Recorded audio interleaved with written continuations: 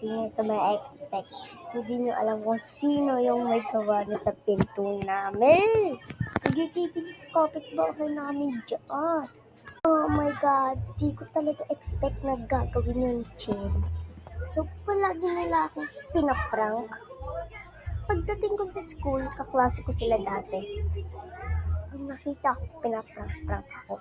Nakita ko, nilagyan nila ng asin yung notebook ko. Nagulat ako, tinikim ko, akala ko asukal. Kasi hindi pa ako nakakatikim nun. Asin tsaka asukal. Kaya yung nakita ko, asin pala. Kung hindi ko expect yung mga ginagawa niya sa akin. Kung gaganti ako, panoorin niyo yung part 3. Sikat. At hindi lang yan. Tatawagin ko mga friends ko. Bukas na bukas, bongga ang birthday ng pamangkin ko. And guys, happy birthday para sa pamangkin ko, si Owen. Ito yung mga pictures niya. Yan, nasa GL. Yan. Yan yung mga videos niya dati. Mga filters. Tapos even yung Cocomelon na favorite yung pinapanood. Pati yung social din. Bonggang-bongga. Yan pa.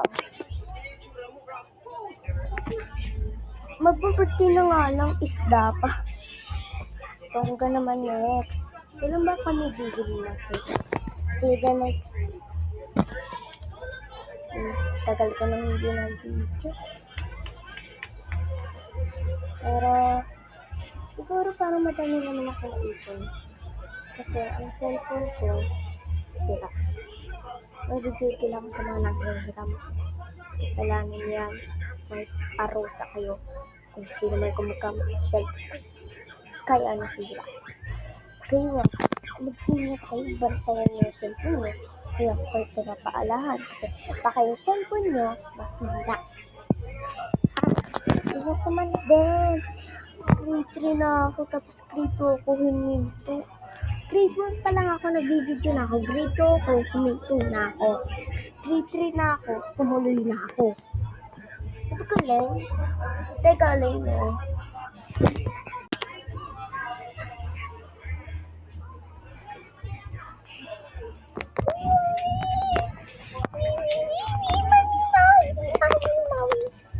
Happy birthday. See you tomorrow.